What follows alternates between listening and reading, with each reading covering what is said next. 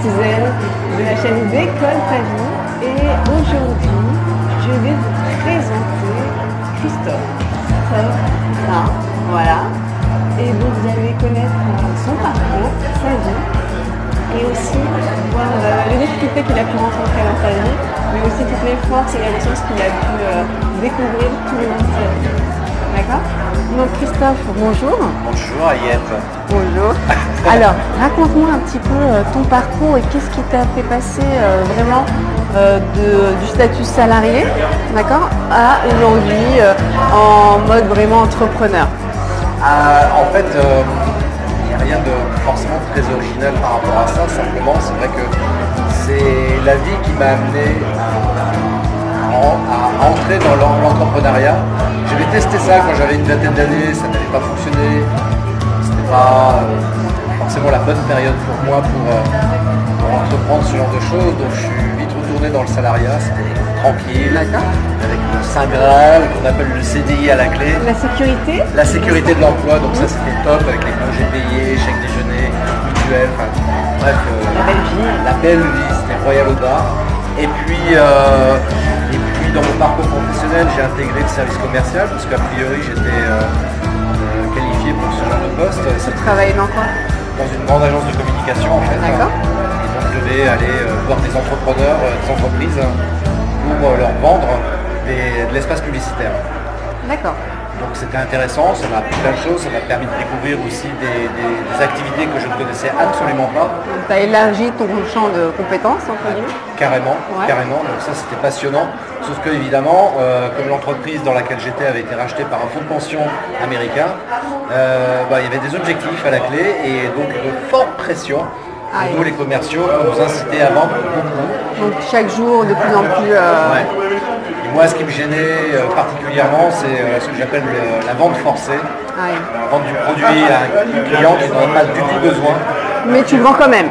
Ouais, mais en gros, tu avais cette pression-là. Ça me perturbait et ça générait certains conflits avec ma hiérarchie. Et puis à un moment donné, j'ai fait un burn-out parce que j'ai pété les plombs. Entre ce qu'on me demandait de faire et ce que je pensais moi dans la vie. Et, forcément, c'était plus du tout en cohérence. Donc tu allais à l'inverse de tes valeurs finalement. Totalement à l'inverse de mes valeurs. Et du coup, j'ai arrêté, je me suis mis en maladie, j'étais licencié. Tu étais mal. Ouais, super on peut mal. Dire ça à ce moment-là. Mais très clairement, j'étais même suicidaire, donc on va dire les choses clairement, quoi. Oui, donc on peut le dire, mais parce que c'est important que nos pilotes et nos futurs pilotes comprennent qu'à un moment donné, on n'est plus aligné avec soi-même et que justement on soit au bord du gouffre, au bord du suicide. Ouais. Et voilà, on n'a plus envie de ça. Donc la suite du coup avant... La suite c'est que j'ai essayé de trouver du boulot mais j'étais à un âge où on m'a fait comprendre que ça n'allait pas être possible. Pour l'emploi, je les ai sollicités pour éventuellement faire une formation et l'organisme, la structure qui proposait les formations m'a fait comprendre que j'étais trop vieux pour ça. Sympa. Donc c'est pas évident. Ok.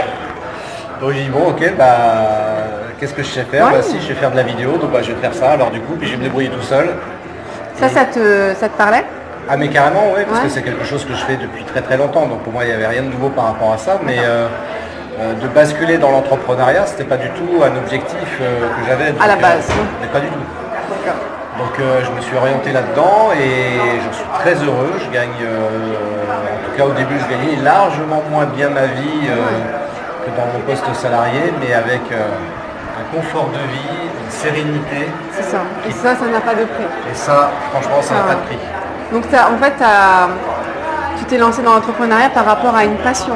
On est d'accord, c'est quelque chose qui te parlait, c'est quelque chose que tu te voyais sur du long terme. Ah oui, vraiment, oui. Voilà, ça c'est important aussi à noter. On ne se lance pas dans l'entrepreneuriat, c'est dans quelque chose sur du court terme où on sait que, il y a beaucoup d'argent, mais si ça ne résonne pas en vous, ça ne va pas durer. Donc là, le but, c'est vraiment que ce soit quelque chose pour qui vous avez vraiment de la passion, quelque chose, des fortes vibrations, entre guillemets. Et donc du coup, Après, je me suis lancé dans l'entrepreneuriat.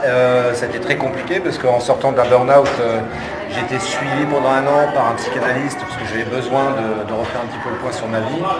Ce qui m'a bien aidé. C'est peut-être pas forcément la meilleure solution, mais en tout cas, ça m'a bien aidé par rapport à ça. Et j'ai essayé de monter mon business, bon an, mal an. Et perdu du temps parce que j'arrivais à un âge un petit peu avancé, je me croyais plus malin que les autres et tout seul c'est pas possible d'y arriver quoi. Si on n'est pas accompagné. On a bien compris que Ouais, ça c'est important. Ouais. Si vous voulez réussir seul, ça va être très très compliqué. Ça va être super chaud. Tu as eu un déclic pour passer du salariat à l'entrepreneuriat quand même? Alors le déclic. Tu t'es dit non c'est bon, c'est plus... Non, je me suis dit faut que j'y aille quoi. De toute façon je vois pas d'autre porte de sortie. Et puis finir manutentionnaire dans un supermarché quelconque ou pire, pour gagner le SMIC ça m'intéressait pas non plus. Donc on peut dire que en fait les éléments, les facteurs, ça a été déjà de voir que tu as essuyé des refus auprès de Pôle emploi, on t'a montré que finalement ton âge ça allait pas coller et que là c'était que c'était plus bon. Et après, et puis le fait est que tu sois au bord du suicide dans le sens où tu t'es dit comment je vais faire pour retravailler. Oui. D'accord. Retomber dans le schéma d'être sous pression avec une hiérarchie. Ça, c'était plus possible. Ah non, je voulais plus ça. Être traité comme une merde, ça m'intéressait absolument pas. Malheureusement, ça c'est une réalité. Donc je me suis lancé là-dedans et puis voilà quoi. Donc ça fait depuis maintenant quelques années et j'insiste sur deux trucs parce que c'est vrai quand on se met à son compte et surtout quand on est seul, quelque chose que j'ai eu du mal à comprendre aussi, c'est que c'était important de rencontrer aussi d'autres entrepreneurs parce que qui mieux qu'un autre entrepreneur peut comprendre nos difficultés, C'est ça, ils sont dans le même banc. Voilà. Ils sont dans le même banc. Donc j'ai rejoint des groupes comme ça d'entrepreneurs, ce qui m'a bien aidé aussi. D'accord. Ça m'a permis de sortir de cette solitude de l'entrepreneur et puis aussi éventuellement de faire rencontrer des prospects donc par rapport au business, donc ça a été plutôt intéressant aussi. Donc tu as fait pas mal de rencontres, non seulement sur le plan humain, mais aussi professionnel. Est-ce que tu as rencontré tes futurs clients aussi lors d'événements Absolument.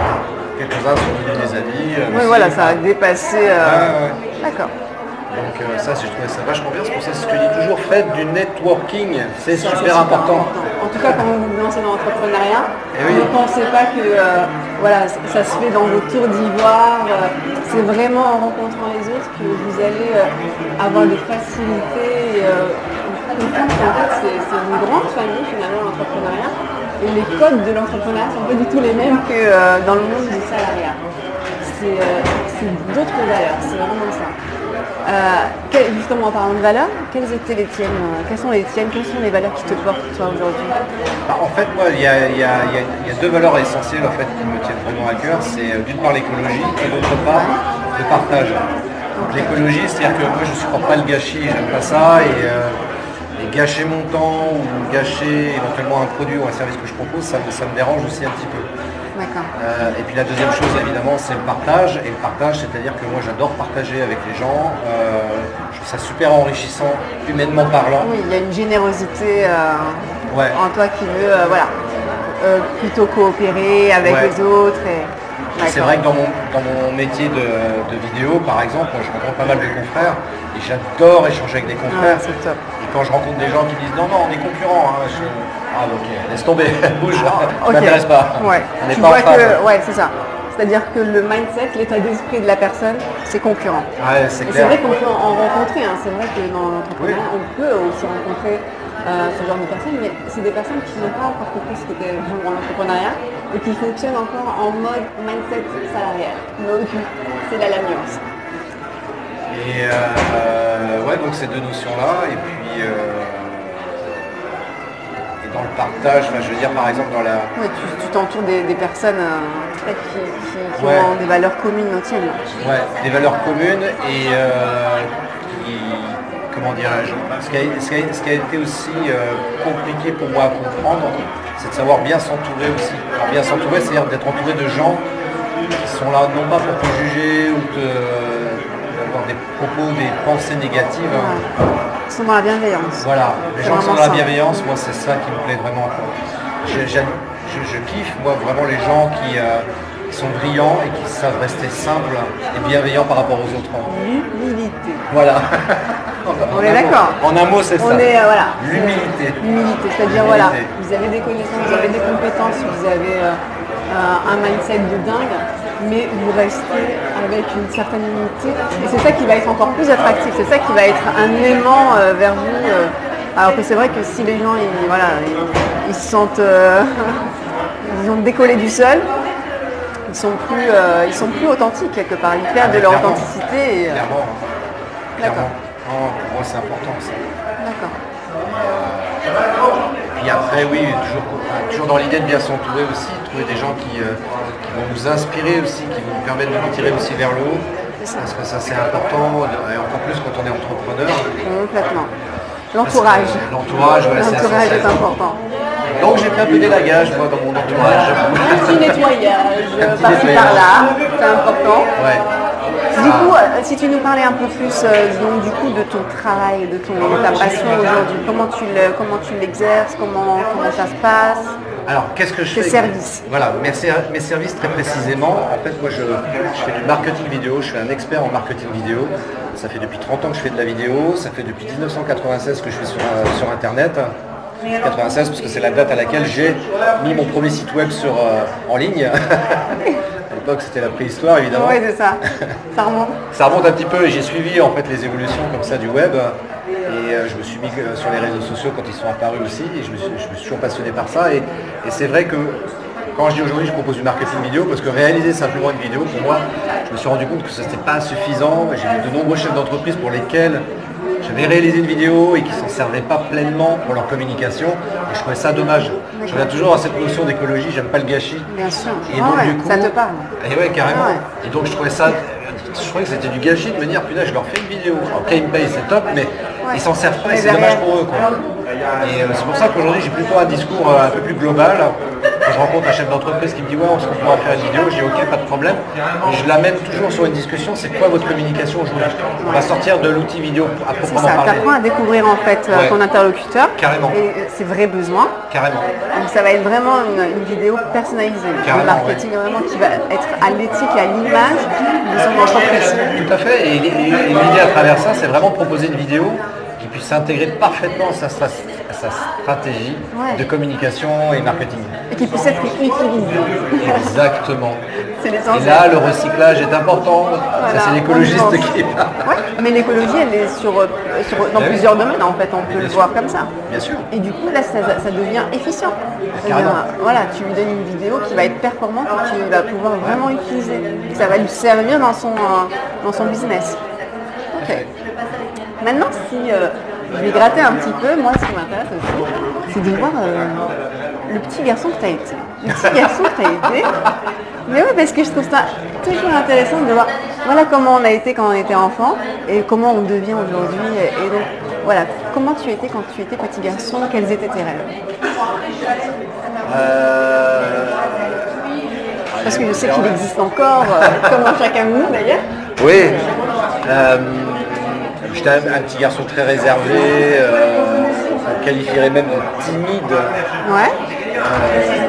Et ça, c'est quelque chose qui m'a longtemps évidemment handicapé parce que j'avais peur d'aller vers les gens, problème de confiance en soi par rapport à ça, problème de reconnaissance aussi par rapport aux autres. Et ouais, ça a été des choses qui m'ont très longtemps handicapé. Donc tu étais en retrait plutôt, tu n'arrivais pas à aller vers les autres. Ouais. Et de me retrouver dans des endroits où je connais personne, ça me faisait flipper grave, quoi. Ah ouais, je pas bien, quoi. D'accord. Parfois encore aujourd'hui ça peut m'arriver, donc maintenant je connais les outils pour arriver à dépasser ça. Mais retrouver ces outils-là, ouais, j'avais du mal, quoi. Mais du coup, tes rêves, t'avais tes frayeurs, t'avais tes peurs. Mes rêves, moi je voulais être journaliste. Ouais. Je me rappelle quand j'étais au collège, la prof de français, je lui avais dit ouais j'aimerais bien devenir journaliste. Et j'avais des résultats à l'époque tellement catastrophiques, elle m'a démonté mon rêve en me disant tu n'y arriveras jamais. N'y pense même pas, tu n'y arriveras pas. Merci. Merci. C'est toujours... il y avait des gens comme ça qui m'ont pas stimulé. Heureusement j'avais d'autres profs qui m'ont vraiment stimulé. Après, oui. Alors la nuance c'est que c'est comment toi tu l'as réceptionné. Ah bah très mal. Parce que très mal. C'était prof en fait, des fois s'adresse aux élèves comme si tout le monde allait réagir de la même manière. Sauf que elles auraient dit ça à un autre élève, ouais de toute façon tu réussiras jamais. Il y en aurait un autre qui aurait eu les crocs là, qui s'est sorti, elle dit ouais, j'ai pas réussi. Mais attends, mais je vais te montrer le contraire. Mais si toi déjà intérieurement tu te sentais pas bien et qu'elle elle est venue rajouter ça sur toi, du coup ça vient de rajouter une couche. Mais en fait c'est comment on réceptionne l'information. Je l'ai super mal réceptionné parce que j'étais en troisième, donc ce qui s'appelait à l'époque le brevet des collèges. Ouais, voilà. Donc je l'ai pas eu. Ouais, c'est ça. Les pensées amènent votre réalité. Et après la troisième, on m'a dit garçon, tu as le choix entre faire un BEP ou un CAP. D'accord. Sympa les choix. C'est varié. Heureusement, j'ai ma grand-mère paternelle qui m'a dit attends, viens passer une année à la maison, je vais m'occuper de toi, tu vas redoubler ta troisième, et puis tu vas passer ton BEPC. C'était ta coach? Ça a été un peu ma coach, ma grand-mère paternelle, je la remercie, malheureusement elle est seconde, mais je l'ai remerciée. Mais carrément. Évidemment, parce que je lui ai grâce à toi, j'ai pu redoubler ma troisième, obtenir mon BEPC avec de très bons résultats. Elle t'a mis dans un environnement oui, mais j'avais vraiment besoin d'un environnement sécure par rapport à ça, puis surtout bienveillant et puis stimulant. Quoi. Oui, il n'y a pas de la critique, il n'y a pas tout le temps du rabaissement.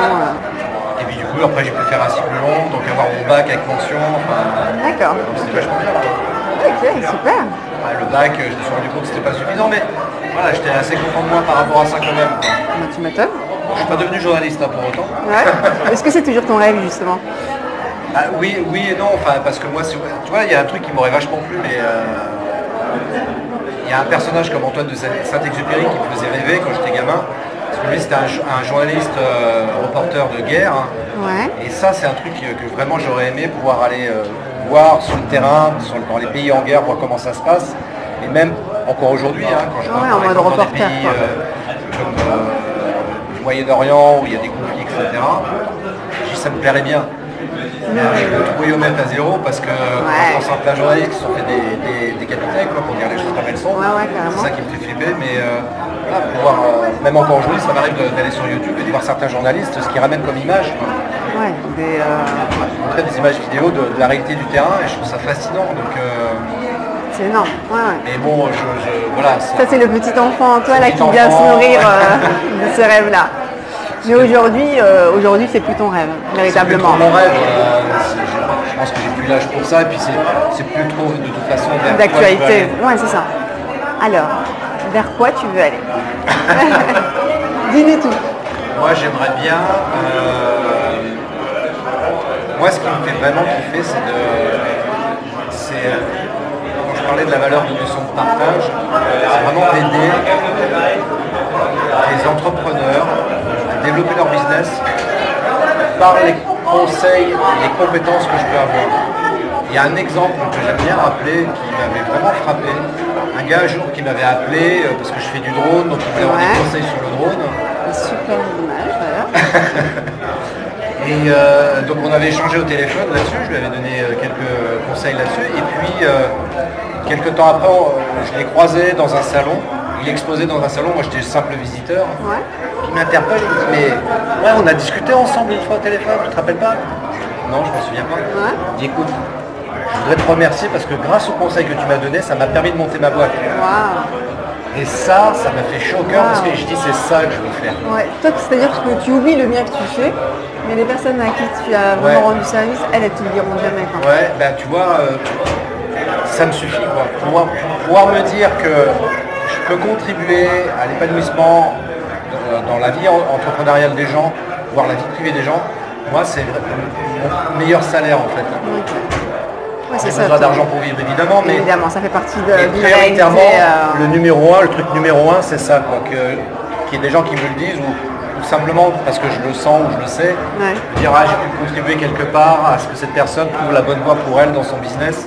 Et ça, franchement, ça me fait super plaisir. D'accord.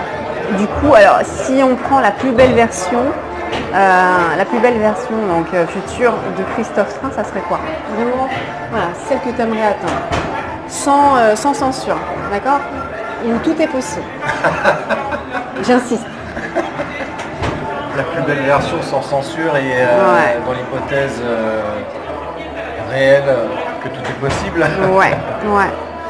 Moi j'aimerais bien avoir une académie ou quelque chose comme ça pour coacher, accompagner, former les entrepreneurs dans leur business. avec mon outil magique qui est le marketing vidéo. Yes. Montrer la puissance de l'image, justement. Vraiment montrer la puissance de l'image et apprendre aux gens à savoir utiliser l'image pour leur permettre de booster leur activité. Parce qu'il y a tellement de choses à faire, il y a tellement de choses que j'aimerais partager avec les gens, parce que je sais que ça a un vrai impact dans le business, et les chiffres le montrent. Aujourd'hui, on voit très bien que faire de la pub sans faire de vidéo, c'est une connerie, quoi. Donc je veux apprendre aux gens à travailler avec ça, à s'en servir intelligemment. C'est ça. C'est ça qui me plairait vraiment, quoi. Créer une espèce d'académie autour de ça, quoi. Mettre l'image vraiment à leur service. Ouais. Faire passer des émotions. Faire passer des émotions, c'est super important. C'est ça. Que ce soit pas quelque chose de, tu sais, sans vibration, quoi, sans rien qui soit. Il faut qu'il y ait quelque chose, il faut qu'il y ait une émotion quelle qu'elle soit, mais fade. Il faut qu'il y ait quelque chose. C'est parfois un peu compliqué parce que je le vois moi dans les vidéos qu'on me sollicite, enfin les entreprises quand elles me sollicitent. J'ai toujours un peu de difficulté à leur faire prendre conscience que de faire une vidéo pour montrer le type en train de mettre un clou, enfin taper sur un clou avec le marteau, c'est super, il montre son expertise, mais est-ce qu'on pourrait pas montrer ça un petit peu différemment en créant une émotion, enfin entre guillemets, faire un peu d'humour là-dessus. C'est ça. Et les gens ils ont un peu de mal avec ça, bon bah tant pis, je leur fais la vidéo, ils sont contents. Toi tu essayes de leur montrer différemment, et après soit ils adhèrent pas, mais ok. Bon. Alors. C'est une superbe vision. C'est une superbe vision. Et du fait de...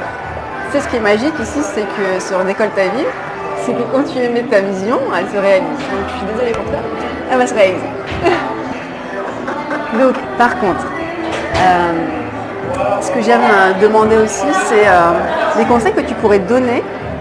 Les conseils que tu pourrais donner à des enfants, en fait. À des enfants ou à des jeunes qui vont se lancer plus tard, etc. Qu'est-ce que tu pourrais leur donner comme conseil? Par rapport au fait de se lancer dans l'entreprise? Ouais, dans leur vie. Dans leur vie professionnelle. Ouais. Alors ne faites pas comme moi, donc ça va être des conseils de quelqu'un qui a vécu des choses qu'il n'a pas compris, donc si vous pouvez gagner du temps, contrairement à moi. Des raccourcis. Voilà, des raccourcis pour gagner du temps, donc ça aussi c'est écologique de procéder comme ça. Ouais, complètement. Ne doutez jamais de vous. N'écoutez pas les gens qui vous disent que vous n'y arriverez pas. Si vous avez un rêve qui vous prend dans les tripes, écoutez votre petite voix intérieure qui vous dit vas-y fonce. N'écoutez pas les gens, même personnes qui a priori vous veulent du bien. En général c'est la famille qui vous veut du bien, mais les gens n'ont pas suffisamment de recul parfois pour savoir ce qui est bon pour vous. Et donc n'écoutez pas, ayez confiance en vous et avancez. Quoi qu'il arrive, avancez. Si c'est vraiment quelque chose qui vous passionne et que vous avez vraiment envie de faire. C'est ça qui vous porte. Ouais. Ok. Donc suivez vos rêves, d'accord, ne lâchez rien. Ne lâchez et souvent, rien. quand c'est des proches qui vous mettent des barrières comme ça, c'est pas parce que c'est une mauvaise intention, mais en fait ils projettent leur propre peur, tout simplement. Donc ne leur en voulez pas, mais allez voir ceux qui ont réussi. Et ils se feront un plaisir de vous donner des conseils, ils se feront un plaisir de vous orienter vers les meilleurs choix. Okay. Regardez des vidéos inspirantes, parce que vous êtes des jeunes et que vous allez beaucoup sur YouTube. Regardez des vidéos inspirantes, en plus de regarder des clips de je ne sais qui.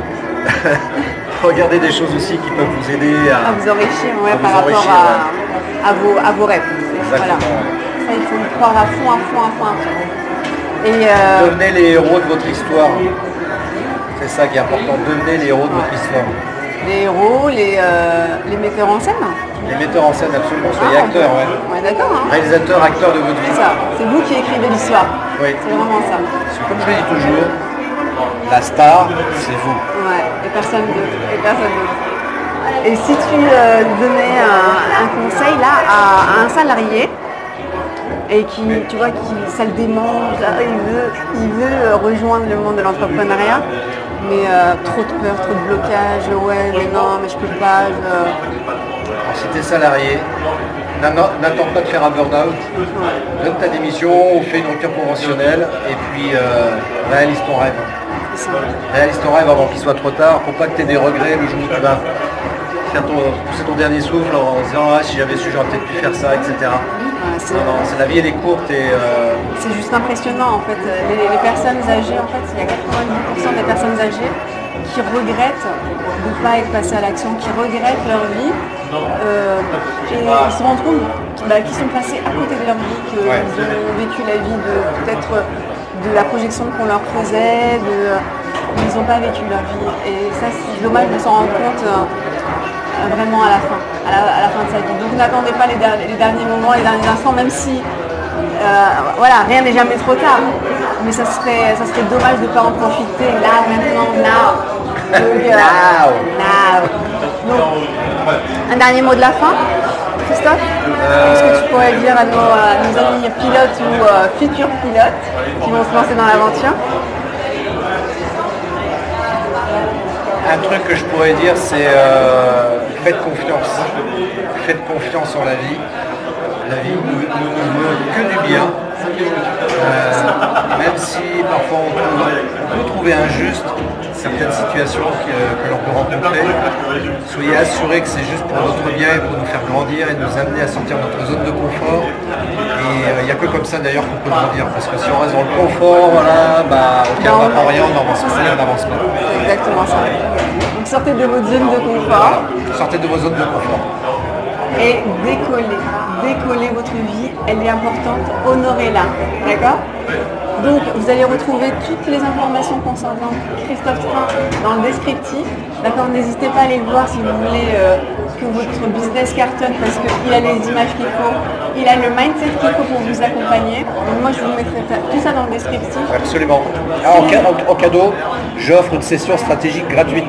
Super. Et en plus, voilà, ça prouve sa vie de résister. Voilà. Donc, en cadeau, vous avez un appel avec Christophe, d'accord? C'est pas ton équipe. Non, c'est avec moi-même personnellement. Voilà, avec Christophe.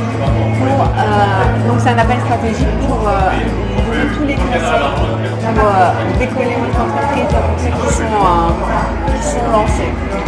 Maintenant, si vous n'êtes pas inscrit sur ma chaîne, eh bien, vous vous inscrivez, vous vous abonnez, vous likez et surtout vous diffusez pour vraiment permettre à d'autres personnes de leur faire impacter leur vie et surtout qu'ils décollent et qu'ils honorent leur vie. Je vous remercie très vite les pilotes et à très bientôt. Ciao, ciao. Bye.